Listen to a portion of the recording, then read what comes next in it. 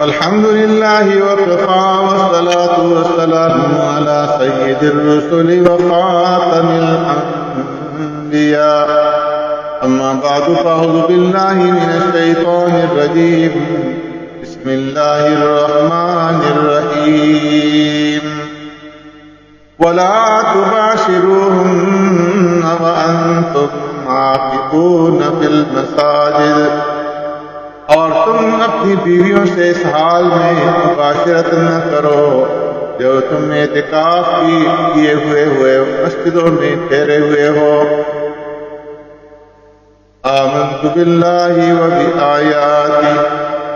معزز سامعین، اس آیت کریمہ سے معلوم ہوا کہ رمضان المبارک کی عبادات میں سے ایک خاص عبادت جو ہے وہ اعتکاف کی ہے، کہ جو صرف اسی ماہ مبارک کے ساتھ اور اس ماہ کے بھی آخری عشرے کے ساتھ خاص ہے۔ اس عبادت کو اعتکاف کے نام سے ہم جو ہے جانتے اور پہچانتے ہیں۔ کوئی بندہ پورا سال کے اعتکاف پر بیٹھا رہے تو رمضان المبارک کے آخری 10 دنوں کے مصنوع اعتکاف کے برابر اجر نہیں پا سکتا، بلکہ رمضان المبارک کے پہلے 20 دنوں کے اعتکاف پر بھی وہ اجر نہیں کہ جو رمضان المبارک کے آخری عشرے کے اعتکاف کے اوپر اللہ تبارک و تعالیٰ کی طرف سے اجر اور ثواب ملتا ہے۔ اعتکاف مصنون عمل ہے جو صرف مسجدوں ہی میں ہوتا ہے، اور اس کے لیے نیت کرنا بھی ضروری ہے۔ اعتکاف کی نیت کے بغیر مسجد میں جتنا وقت بھی گزارے تو وہ اعتکاف میں شمار نہیں ہو۔ اعتکاف کے دنوں میں ایک تو شب قدر میں بیدار رہنے اور نمازوں میں قیام کرنے کی آسانی ہو جاتی ہے، اور دوسرے مخلوق سے تعلق کم سے کم ہو جاتا ہے، اور رب العالمین کی طرف پوری توجہ رہتی ہے، اور دل و جان سے، جسم اور زبان سے انسان عبادت اور تلاوت کے اندر مشغول رہتا ہے۔ تو یہ گویا کہ رب العالمین کے در کے اوپر پڑ جانے والی بات ہے۔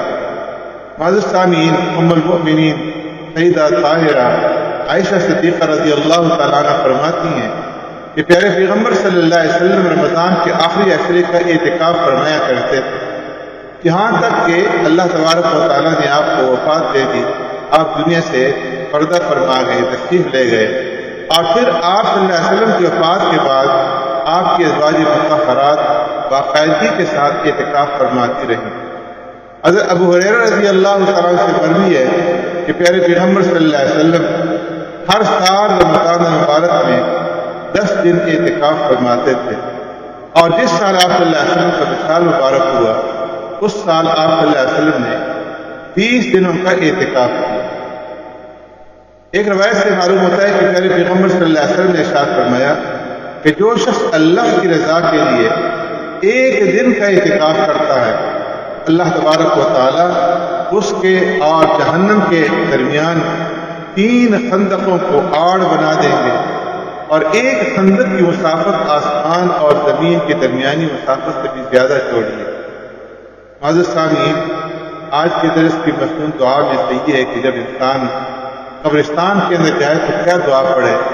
جناب حضرت ابن عباس رضی اللہ تعالیٰ عنہ سے مروی ہے کہ پیارے پیغمبر صلی اللہ علیہ وسلم جب قبرستان تشریف لے جاتے تو یہ دعا پڑھتے تھے: السلام علیکم یا اہل القبور یغفر اللہ لنا ولکم انتم سلفنا ونحن بالاثر۔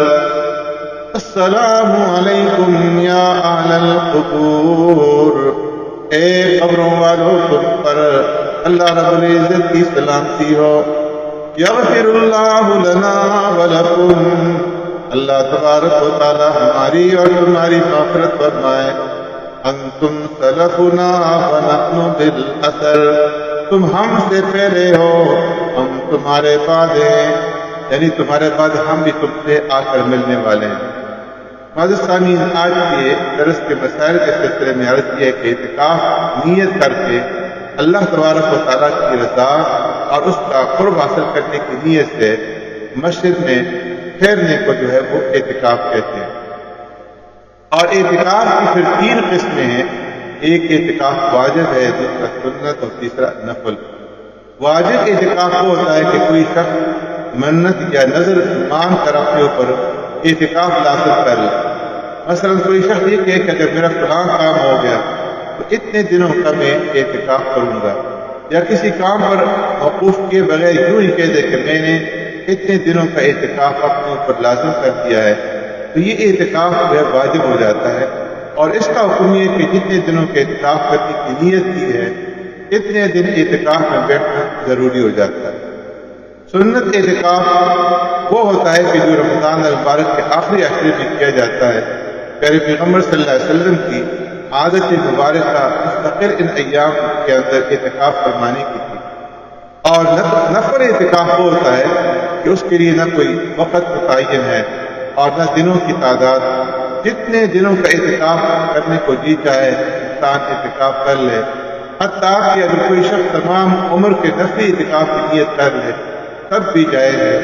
اور کم سے کم جتنی مدت کے لیے بھی چاہے نفلی اعتکاف کیا جا سکتا ہے. سبحانک اللہم و بحمدک نشہد ان لا الہ الا انت نستغفرک و نتوب الیک.